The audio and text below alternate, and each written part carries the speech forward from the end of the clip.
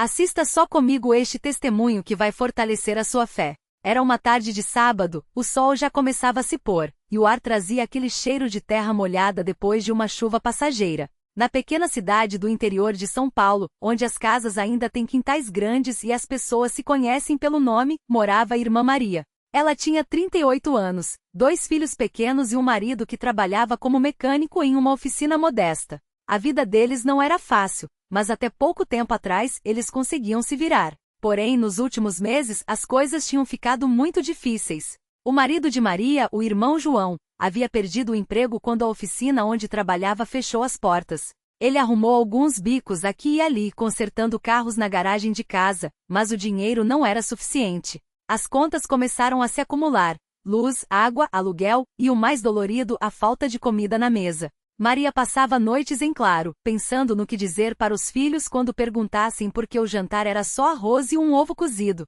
O peso no coração era tão grande que às vezes, ela sentia como se não conseguisse respirar direito. Mas havia algo que Maria ainda não havia contado para ninguém, nem mesmo para o marido. Há alguns meses ela tinha começado a sentir um nó na garganta que não passava. No começo, achou que era só nervoso, mas com o tempo, começou a sentir dor para engolir e uma fraqueza que não ia embora.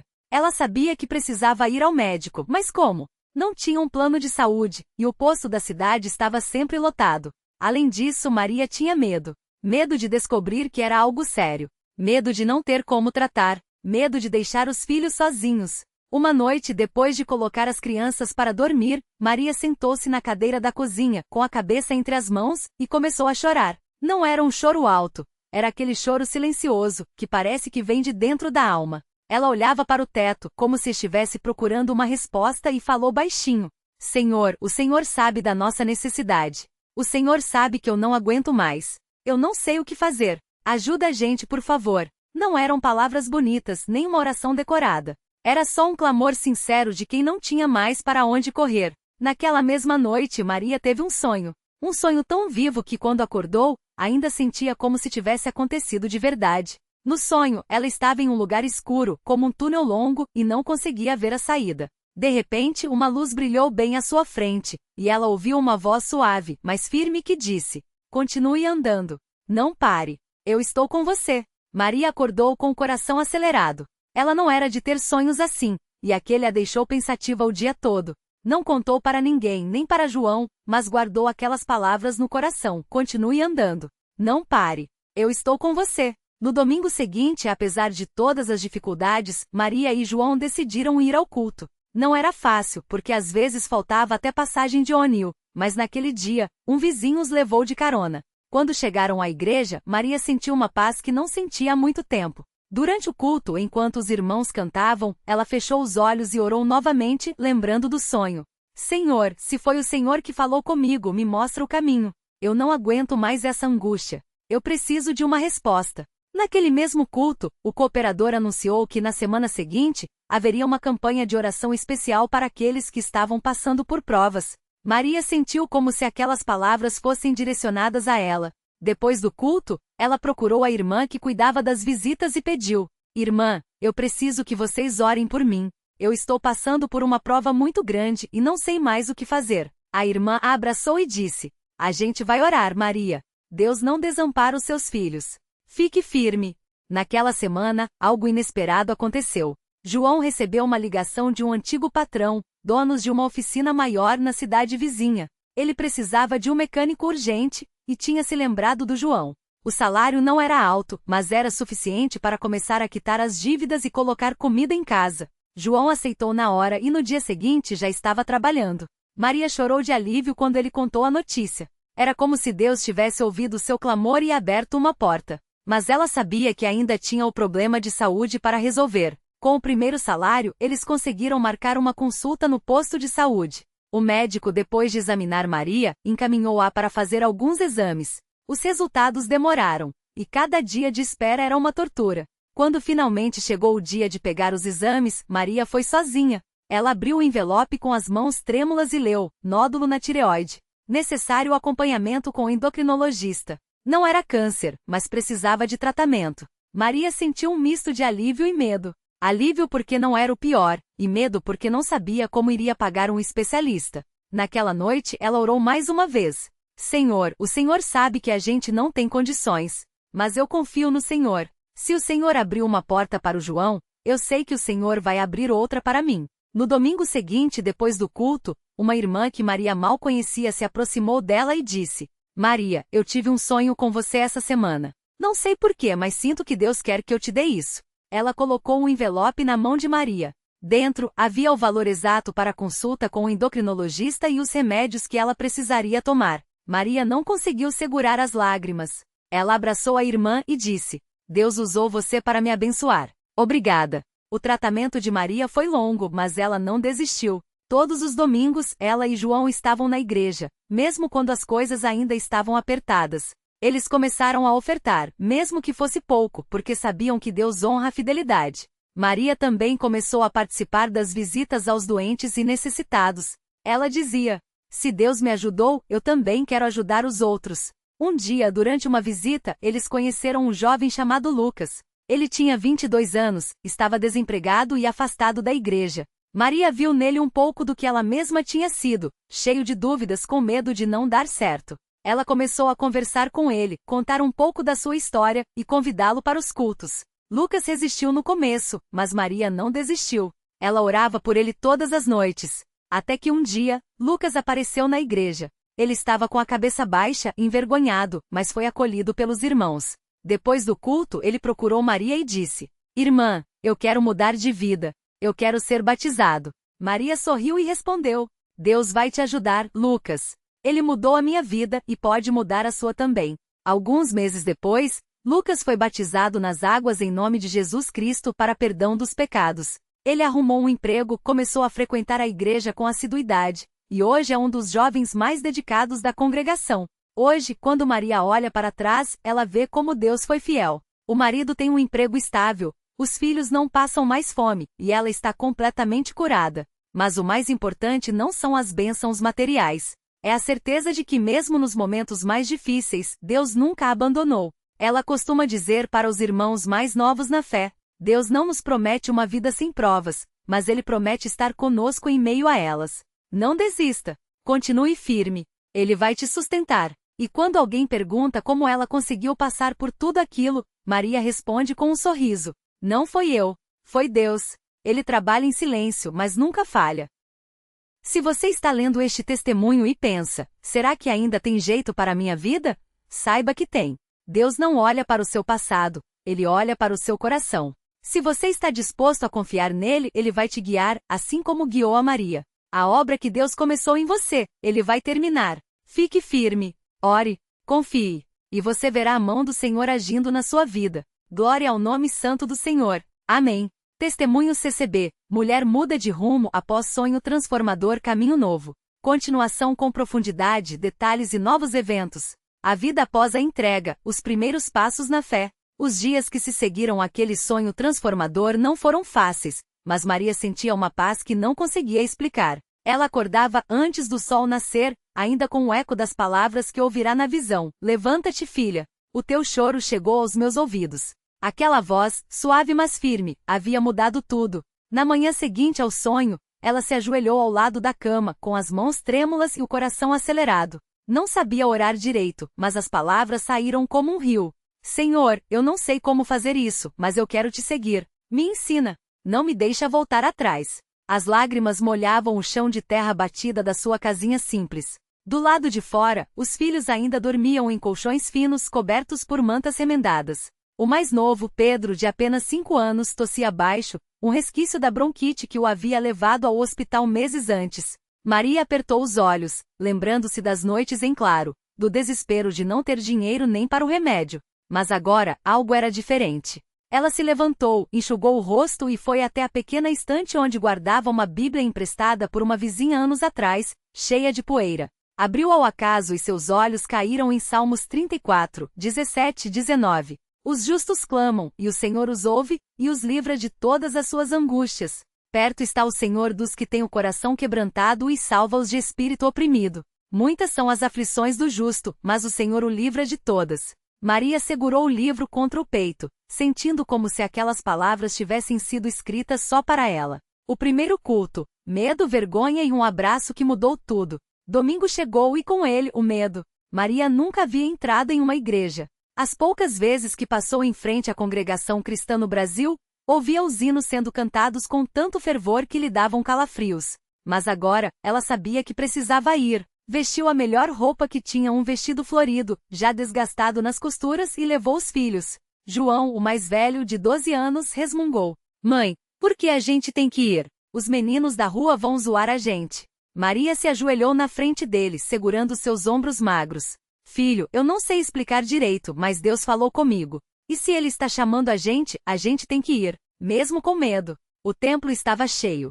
O cheiro de madeira envernizada, o som dos pés descalços no chão, os irmãos de branco, as irmãs de véu. Tudo era novo. Maria sentou-se no último banco com as mãos suadas, o coração batendo tão forte que achava que todos podiam ouvir. Quando o culto começou, ela não conseguia cantar. Não conhecia as músicas, não sabia quando se ajoelhar, quando levantar. Sentia-se uma estranha. Até que no meio de um hino, uma irmã mais velha, de rosto sereno e mãos calejadas, sentou-se ao seu lado. Você é nova aqui, filha? Maria engoliu em seco. Sim, irmã. É a primeira vez. A mulher sorriu, colocando a mão sobre a dela. Não precisa ter vergonha. Todos nós já fomos novos um dia.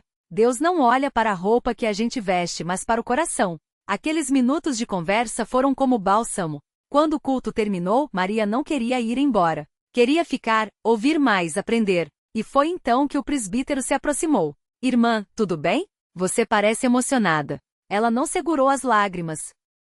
Irmão, eu tive um sonho. Deus me chamou, mas eu não sei por onde começar. O presbítero, um homem de barba branca e olhos bondosos, sentou-se ao seu lado. Filha, Deus não escolhe os capacitados, Ele capacita os escolhidos. Se Ele te chamou, é porque tem um propósito.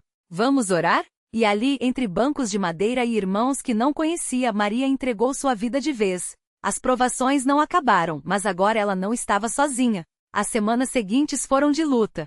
O dinheiro ainda era pouco, as contas se acumulavam e o ex-marido, ao saber que ela havia virado crente, apareceu bêbado em sua casa, xingando e ameaçando. Você acha que esse Deus seu vai te dar comida? Olha só onde você tá, Maria. Os seus filhos tão magros que parece que estão morrendo. Ela tremia, mas desta vez, não chorou de desespero. Chorou de raiva, sim, mas também de uma certeza que não tinha antes. Você pode ficar com a sua raiva, mas eu já decidi. Meus filhos vão ter pão, sim. Mas agora eles vão ter mais do que isso, eles vão ter Deus. E fechou a porta na cara dele.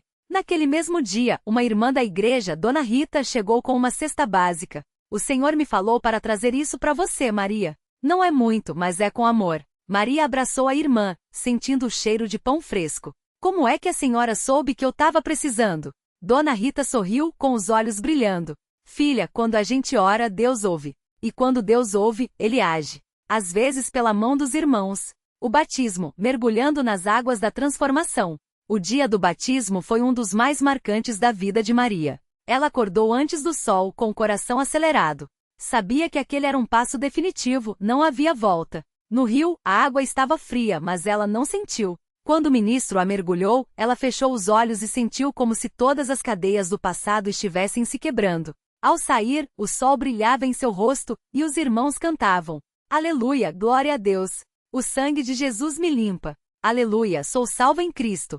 Ele me deu nova vida. Maria chorava, mas eram lágrimas de alegria. Quando voltou para casa, os filhos a abraçaram e João, que antes resistia, perguntou: Mãe, eu também quero ser batizado. Eu quero esse Deus que a senhora tem. Ela o abraçou forte, agradecendo a Deus por mais uma alma. A cura que os médicos não explicaram. Pedro, o caçula, ainda tossia muito. As crises de bronquite eram frequentes, e os médicos diziam que, com o ar frio do inverno, poderia piorar. Maria orava todas as noites, ungindo-o com óleo, como havia aprendido na igreja. Uma noite, após um culto de oração, o evangelista impôs as mãos sobre o menino e orou com autoridade. Em nome de Jesus, saia essa doença. Este corpo é templo do Espírito Santo. Naquela mesma semana, Pedro parou de tossir. Os dias passaram, e a tosse não voltou. Maria o levou ao médico que, após exames, franziu a testa. Não entendo. Os pulmões estão limpos. Não há mais nenhum sinal de inflamação. Maria sorriu, sabendo que aquele era mais um milagre. Doutor, foi Deus. Ele curou meu filho. O médico incrédulo apenas balançou a cabeça, mas não pôde negar o fato. Pedro estava completamente curado. O emprego que veio do céu. Maria precisava de um trabalho. Orava todos os dias: Senhor, eu preciso sustentar meus filhos. Mostra o caminho. Um dia, enquanto limpava a casa de uma irmã da igreja, Dona Elsa, esta lhe falou: Maria, você sabe cozinhar bem, não sabe? Sim, irmã. É o que sei fazer melhor. Pois olha, a padaria do irmão Paulo tá precisando de uma ajudante. Ele estava me falando ontem. Por que você não vai lá conversar com ele? Maria foi. O irmão Paulo, um homem sério mas de bom coração, a recebeu com um aperto de mão firme. Irmã, eu preciso de alguém que chegue cedo, trabalhe duro e não falte. Você topa? Eu topo, irmão. E juro que não vou decepcionar. E não decepcionou. Em menos de um mês, Maria já era responsável pelos pães doces que vendiam como água. Os clientes elogiaram e o irmão Paulo, satisfeito, lhe deu um aumento. Maria, você é uma bênção. Deus te mandou pra cá. Ela sorria, lembrando-se de como, pouco tempo antes, não tinha nenhum pão para dar aos filhos. O reencontro com o passado, perdão e restauração. Um ano depois, o ex-marido apareceu novamente. Desta vez, não estava bêbado. Estava magro, com olheiras e segurava um chapéu entre as mãos. Maria, eu ouvi falar das coisas boas que estão acontecendo com você. Os meninos tão bem, né? Ela não respondeu logo. O coração batia forte, mas não de medo. De piedade. Sim, eles estão. Deus tem sido bom. O homem baixou a cabeça. Eu tô doente. Os médicos falaram que é coisa séria. E eu não tenho ninguém. Maria sentiu uma dor no peito. Aquele homem a havia machucado, mas agora, diante dela, estava um ser humano quebrado, precisando de misericórdia.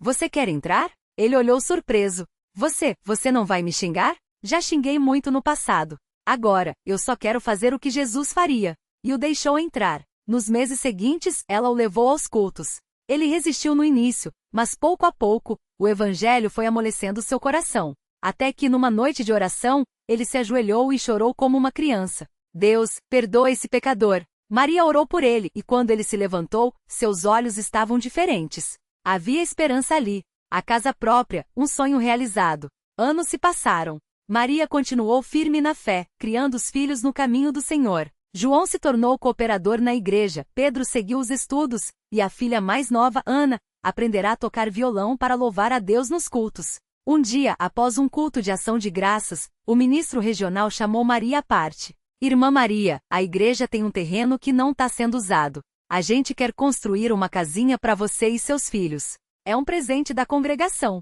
Ela não acreditou. Mas, por quê? Eu não fiz nada para merecer isso. O ministro sorriu. Você fez sim. Você confiou em Deus quando tudo parecia perdido. Você criou seus filhos na fé. Você serviu os irmãos sem esperar nada em troca. Isso é mais do que suficiente. Quando receberam a chave, Maria chorou tanto que não conseguia falar. A casa era simples, mas era deles. Não tinham mais que pagar aluguel, não tinham mais medo de serem despejados.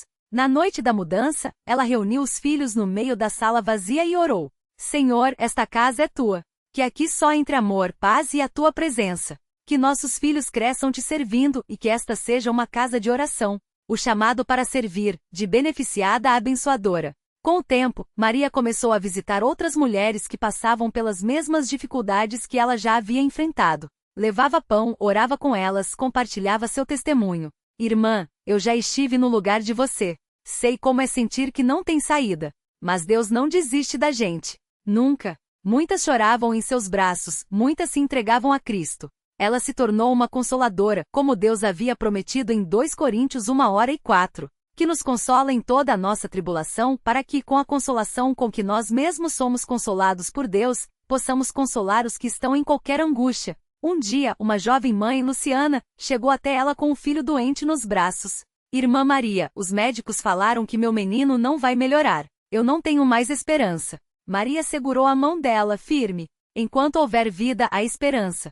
Vamos orar. E oraram. Por dias. Até que, numa manhã, o menino abriu os olhos, sorriu e pediu comida. É um milagre. A médica disse incrédula. Luciana abraçou Maria, chorando. Você me deu de volta o meu filho. Mas Maria apenas sorriu, apontando para cima.